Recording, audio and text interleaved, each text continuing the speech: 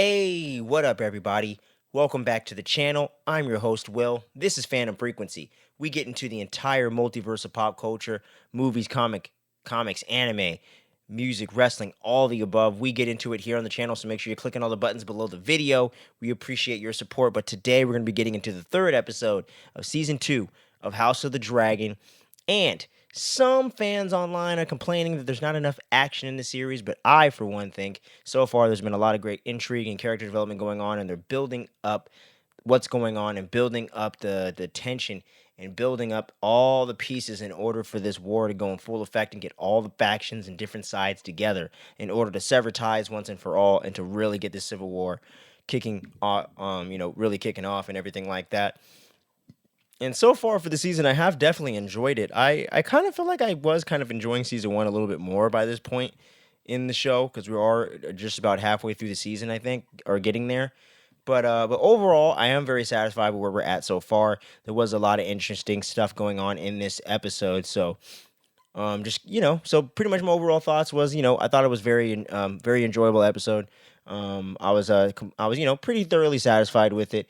I do think they could have maybe used a little more action in this one, but there was a lot of really cool scenes and a lot of really great acting moments going on too throughout the episode. We did establish some new characters that we weren't acquainted with as well, like Arwen or whatever the hell his name is, Allison's brother, different characters like that. Hearing more about was it what is it?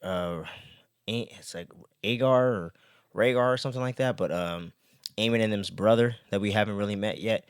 The Targaryen that's off right now and some other foreign location or whatever. So we did get to hear more about him and see that Sir Kristen's trying to establish rule over Harrenhal and Daemon's off being Daemon. So you got a lot of things and a lot of chess pieces kind of moving across the board, if you will, trying to set up for that ultimate checkmate in order to get the war underway. And so it's a good episode for sure, but I wouldn't necessarily say it's one of the best episodes of this series so far. But it's a good episode for sure, nonetheless.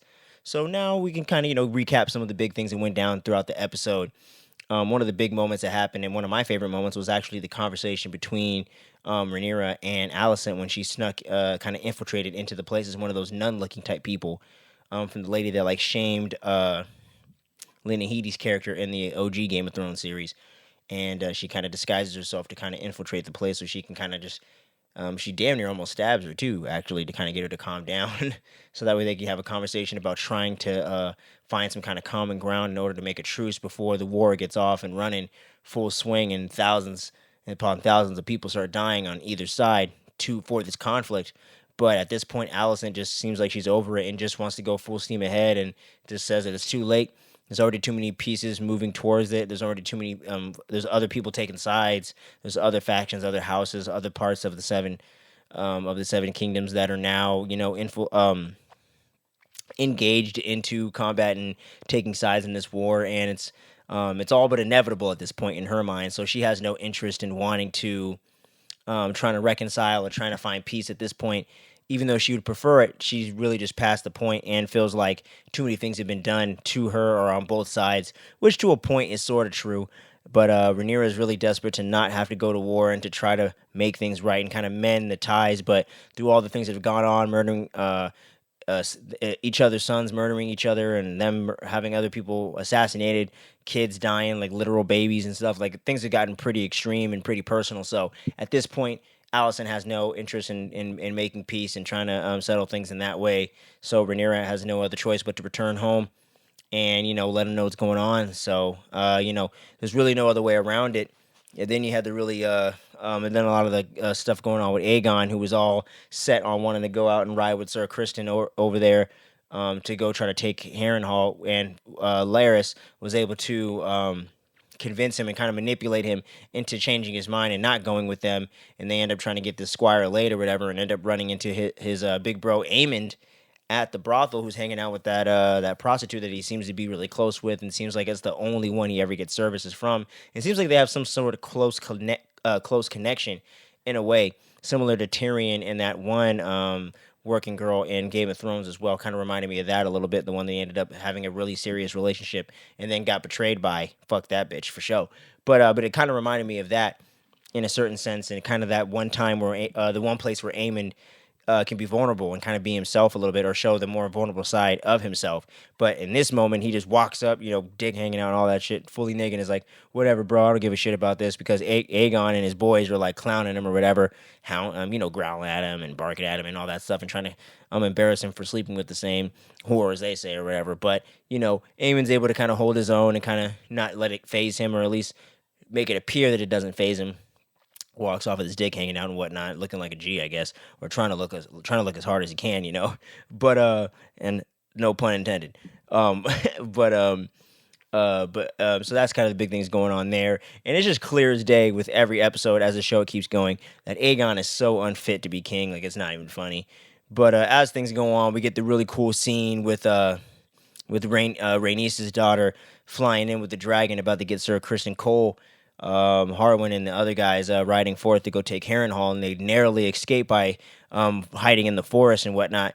And homegirl like dive bombs on them with the dragon and all that, and they damn near get burned to a crisp, or were about to get turned into s'mores if they ended up getting caught. But luckily, they narrowly avoided it for now. So it's gonna be it's gonna be interesting to see where things go from here as they progress, and if they're able to actually take Harrenhal and claim that land, and actually make a big move towards getting some upper hand in the very beginnings of this war, as things are about to pop off any time now.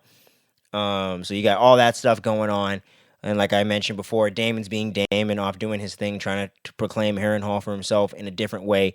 So now you got both sides kind of vying for that as a stronghold, and as the first place they can take and proclaim a victory on, and kind of take as their own spot, you know what I mean, and kind of move on from there, and just kind of conquest of just taking land and doing the whole war thing, you know what I'm saying? Because peace is truly over, because there's different sides in the Seven Kingdoms now taking a side, renewing ancient rivalries and stuff like that in the name of this new civil war that's going on with the House Targaryens. So it's a lot of really interesting political stuff going on in the side as well.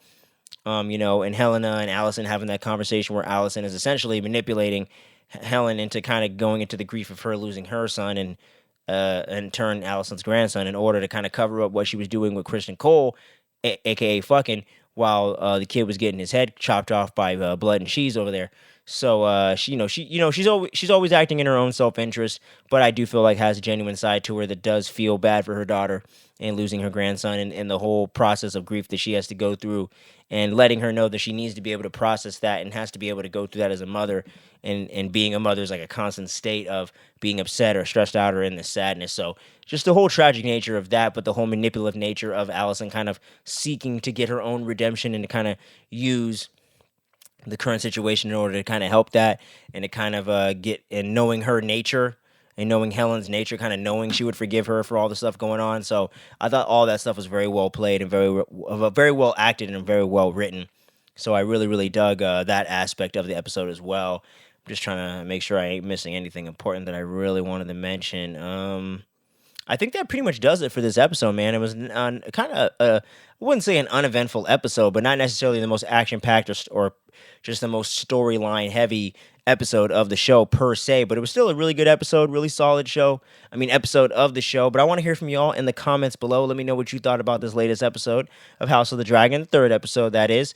We just had our boys recap A Quiet Place Day 1. Spoiler reviews just dropped on the channel as well. So make sure you're checking out all that cool content we got on the channel. And our X-Men live-action review series is going to be continuing soon this week, and leading every single week up to Deadpool and Wolverine at the end of this month. We got a big old spoiler review coming at y'all by the following Monday, maybe even sooner, for Maxine. I'm going to go catch that this weekend. Super hyped on that one. We got Twisters coming out in a couple weeks, and you got that terrifying-ass, weird-looking serial killer movie, Longlegs, with Micah Monroe of It Follows fame, and the legend himself, Nick Cage. So we're going to be doing that next week, and then Twisters the week after that, and then Deadpool and Wolverine, and all the X-Men goodness all in between that. So make sure you're sticking around the channel. You're not missing anything dope we got going on, and we're going to get some other fun topics in there, like some wrestling and music as well. So make sure you stay tuned. You don't sleep on any of the dopeness here on the channel, and I appreciate each and every one of you for sticking around to the end of the video, and for checking this out, and for all the subscribers and everything. And until next time, we're going to see you again real soon. Make sure you take care of your loved ones out there and stay safe. Peace.